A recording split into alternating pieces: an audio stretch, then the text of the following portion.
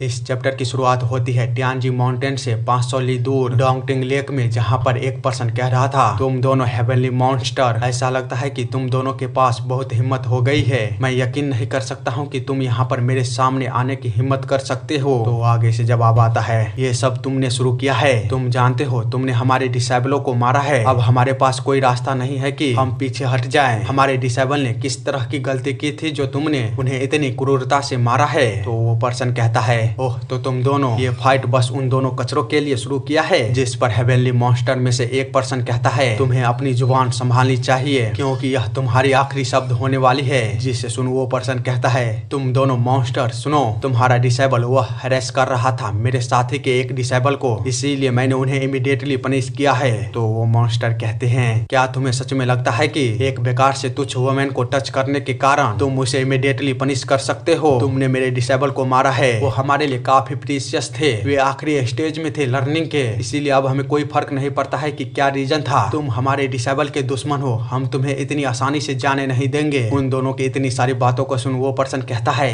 क्या बस एक मामूली सी तुच्छ वुमेन, तुम दोनों को दूसरों को बुली करने में मजा आता है ना? उधर वो मॉन्स्टर भी उस पर अटैक करते हुए कहता है, व्हेन ह्यूंडो, मैं तुम्हारा गला काट दूंगा, फियरी विंड स्टॉर्म स्पीयर। उधर ह्यूंडो उन दोनों को अटैक करता हुआ देख कहता है, कितनी बेकार सी चीज है, तुम्हारे जैसे बेकार से आदमी को भी लोग हेवनली मॉन्स्टर के रूप में एक्नॉलेज करते हैं। तुम्हारे पास इतना स्ट्रेंथ होने के बाद भी तुम्हारी सोच सच में घटिया है। मैं बस मानता हूँ कि एक आदमी के द्वारा किसी औरत को हैरेस करना एक रेयर केस नहीं है, पर लेकिन जिस कारण से तुम्हारा डिसेबल मरा है उसका यह एकमात्र कारण नहीं है। उसका एक और कारण है कि वह इंसानियत को भूल गया था, जिसके कारण वो मेरे हाथों से मारा गया। मैं उस समय पर कुछ भी नहीं कर सकता था। जिसे सुन वो दोनों बंदे कहते हैं, अबे होती है अपनी बकवास बंद कर, हम यहाँ पर तुम्हारी सफाई सुनने नहीं आए हैं। तो ह्यूंडे कहता है, यह केवल एक आदमी और एक औरत की बात नहीं है। एक डिसेबल जो तुम्हारे लिए खुद से ज्यादा प्रिय है, अगर उसे कोई अपनी बेकार सी इच्छाओं को पूरा करने के लिए यूज करता है तो मैं उसे दोबारा मार दूंगा,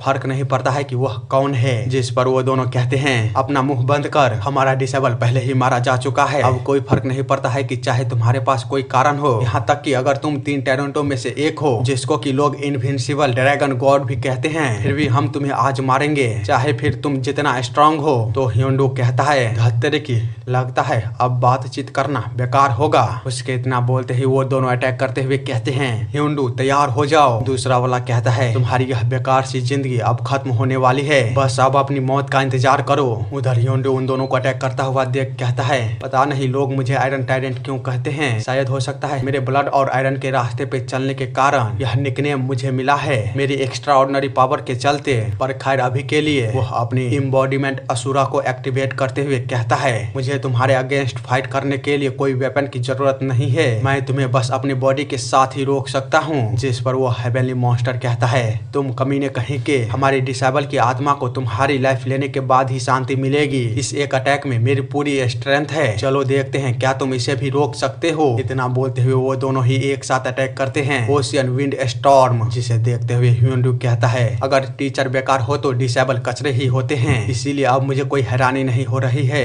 बेकार लोग हमेशा बेकार में ही मारे जाते हैं। जिसके बाद वो अपना अटैक करता है, Asura iron and blood claw, और उन दोनों को ही एक ही झटके के साथ दूर फेंक देता है। पर हमें पता चलता है कि उसने उन दोनों को ही 2 टुकड़ों में बांट दिया था। दोनों ही मॉन्स्टर मरते हुए सोचता ही रह जाता है, ये नहीं हो सकता, हम दोनों ही हेवनली मॉन्स्टर हैं जिसको कि इनविंसिबल माना जाता है, पर फिर भी हम उसके सामने 1 सेकंड नहीं टिक पाए, ये कैसे हो सकता है, यह नामुमकिन है। ह्यूंडो उन दोनों को मारने के बाद कहता है, मैं यकीन नहीं कर सकता कि वो दोनों कमीने भी मेरी तरह मेनलैंड से आए थे, आज का दिन कितना बेकार है। तभी उसे कोई महसूस होता है तो वह कहता है, अब छुपना बंद करो और बाहर आ जाओ। जिसे सुन नॉर्थ विंड गुन टैलेंट बाहर आते हुए कहता है, कृपया मेरी ग्रीटिंग को एक्सेप्ट करिए, आयरन टैलेंट और तीनों टैलेंटों में से एक मास्टर युआन, मैं यहाँ पर लाइन लिख के हेड का मैसेज देने आया हूँ, मेरा नाम च्योलम्योरिन है। तो ह्यूंडो कहता है, नॉर्थ विंड गुन टैलेंट, तो क्या तुम च्योलम्योसोंग के बेटे हो? इसी के बाद हम थोड़ी देर बाद उन दोनों को देखते हैं, जहाँ पर च्योलमोरिन ने सिचुएशन के बारे में सभी चीजें ह्यूंडो को बता दिया था। जिसे सुन ह्यूंडो कहता है, अच्छा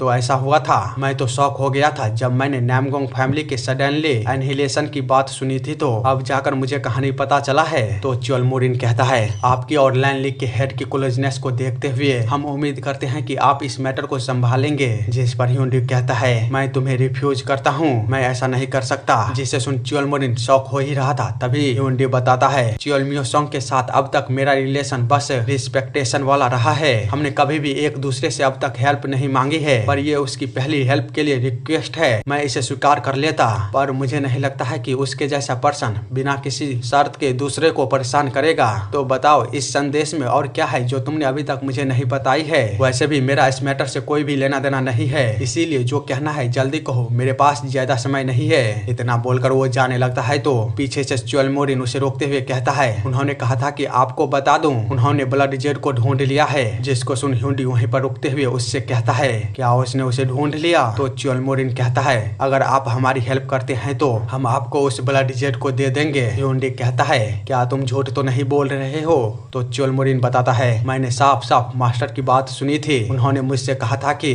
आप इसे संभाल सकते हैं। जिसे सुन ह्युंडी कहता है, ठीक है तो फिर उसे बता दो, मैं आ रहा हूँ। और फिर वहाँ से च्योलमोरिन के चले जाने के बाद वो सोचता है, किंग ऑफ वार तुम में कुछ तो बात है। उसको पकड़ने के लिए च्योलमियोसोंग को मुझसे सौदा करना पड़ा, यहाँ तक कि ह्वांगबो गुनैक और यूनिपजा ने भी इसे अनुमति दे दिया। क्या सच में किंग ऑफ वार इतना ग्रेट है? अब तो बस मुझे उससे मिलने का इंतजार रहेगा।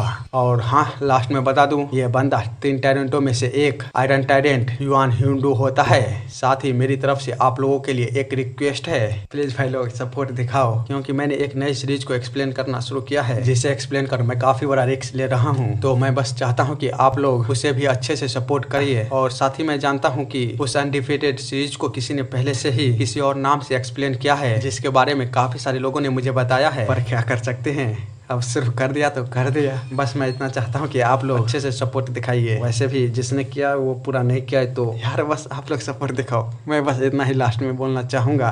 और क्या बोलूँ यार, और क्या बोलूँ, बस इतना ही। Good bye.